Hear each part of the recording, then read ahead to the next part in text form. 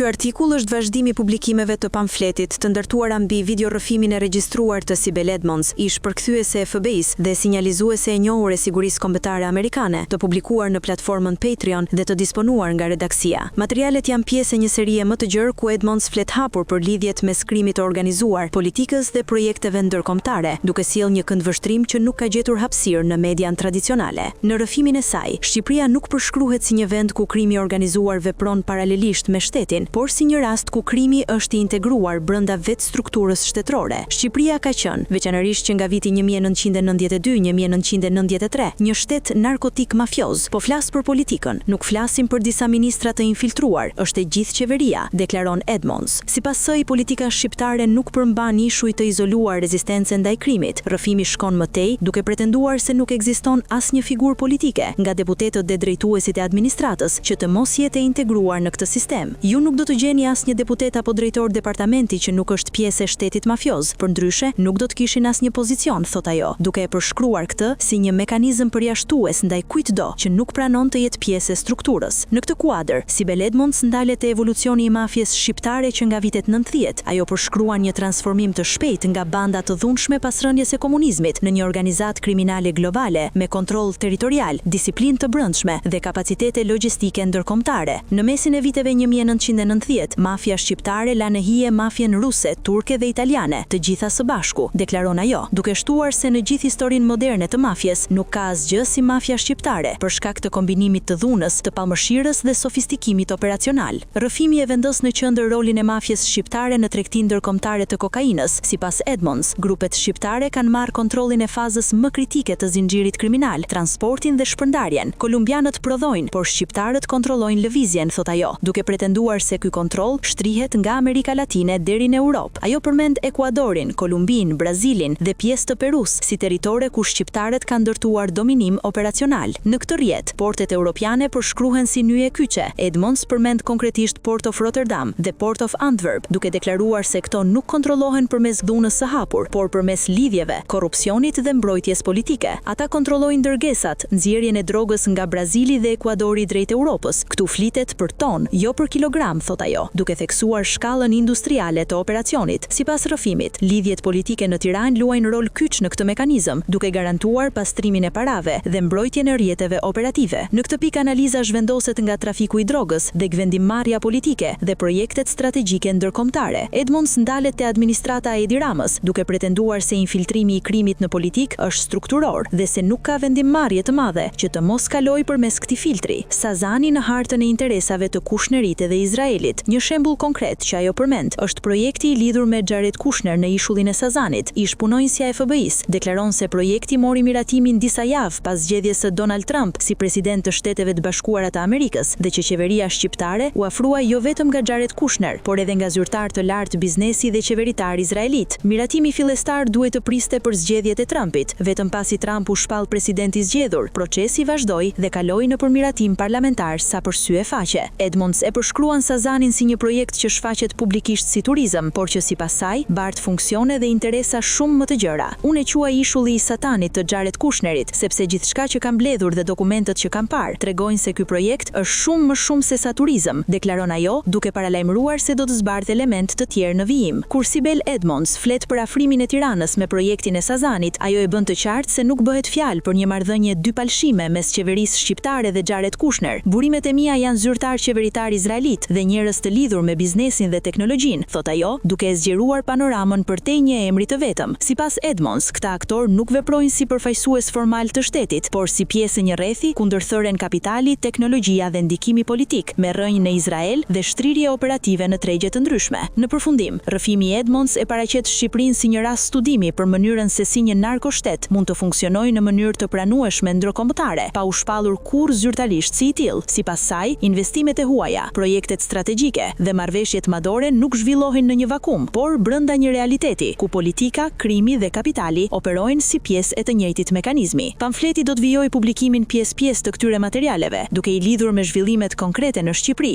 emrat e përfshirë dhe projektet që sot paraqiten si investim dhe zhvillim. Prej 5 ditësh banorët e rrjollit në Velipoj po sulmohen fizikisht nga policia e shtetit sepse kanë dalë në mbrojtje të tokave të tyre, mbi të cilat oligarku Bashkim Ulaj synon të ndërtojë një resort me dokumente kadastrale false, të siguruara me urdhër të kryeministrit Edi Rama.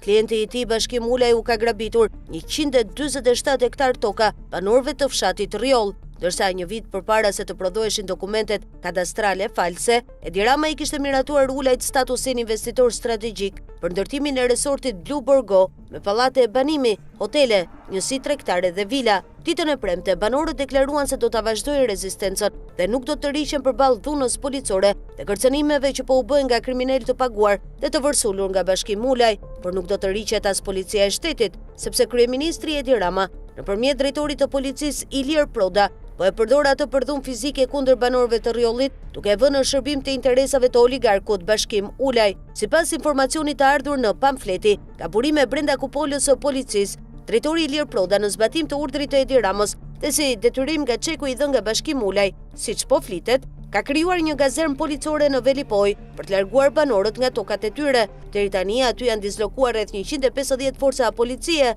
mes tyre dhe toga të forcave speciale, për të ushtruar presion, prangosje, procedime penale dhe dhunë fizike ndaj banorëve, derisa ata të tremben, të lodhen, të nënshtrohen dhe të lëshojnë tokat. Këto forca janë planifikuar në grupe prej 50 policësh, me 3 turne shërbimi pranë tokave në Rrjoll, për dhunuar banorët që pengojnë punimet e kompanisë së Bashkim Ulajt. Ndërkohë, edhe rreth 100 efektiv të tjerë që qëndrojnë në gazermë, të hequr nga shërbimet e rendit dhe nga forcat kombëtare e sigurisë publike, ish FNSH-ja, e komisariateve të Tiranës, Shkodrës, Lezhës, Kurbinit dhe Pukës, janë në gatishmëri të përhershme për ndërhyrë kundër banorëve, derisa ata të largohen nga tokat e tyre. Nëse banorët e Rrjollit do të vazhdojnë rezistencën kundër projektit grabitës të oligarkut Bashkim Ulaj, policia është urdhëruar të garantojë tokat dhe punimet për resortin, duke përdorur edhe dhunë ekstreme dhe forca shtesë policore, ashtu siç Edi Rama ka vepruar kur shkatroi godinën e teatrit kombëtar, banesat e banorëve të Bërxullës, zonën e Thethit, lagjen 5 Maj në Tiranë dhe kudo tjetër ku Bashkim Ulaj dhe ndërtues të tjerë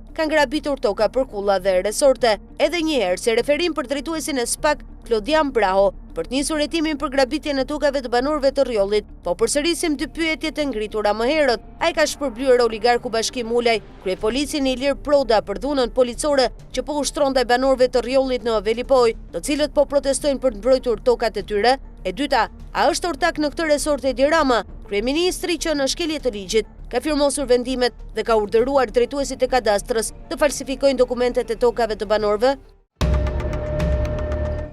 Mbi 180 milion euro është dëmi financiar që i është shkaktuar buxhetit të shtetit shqiptar nga çështjet e humbura në arbitrazhin ndërkombëtar, ndërsa gati 18 milion euro vendime të gjykatës së Strasburgut mbeten ende të pa ekzekutuara. Këto janë gjetjet kryesore të raportit të kontrollit të lartë të shtetit mbi avokaturën e shtetit për periudhën 2023-2024. Sipas auditimit, deri në dhjetor 2024, Shqipëria rezulton humbse në 4 çështje arbitrazhi ndërkombëtar me një efekt financiar total prej rreth 180 milion eurosh. Nga kjo shumë, mbi 11.5 milion euro përbëjnë vetëm kostot e tribunalit dhe shpenzimet e përfaqësimit ligjor të paguara nga buxheti i shtetit. Një tjetër problem i rënd lidhet me vendimet e arbitrazhit të fituara nga Republika e Shqipërisë, të cilat nuk janë ekzekutuar në kohë. Nga 7 vendime arbitrazhi ku shteti shqiptar ka rezultuar fitues, vetëm 2 janë njohur nga Gjykata e Apelit në Tiranë. Megjithatë, edhe për këto 2 raste, KLSH konstaton se nuk është bërë rimbursimi i vlerave përçartëse në buxhetin e shtetit. Si pasojë, shteti ka humbur të ardhura në vlerën mbi 10 milion euro dhe $325.000 amerikan, të cilat përfaqësojnë penalitete dhe dëmshpërblime të vendosura në favor të Shqipërisë.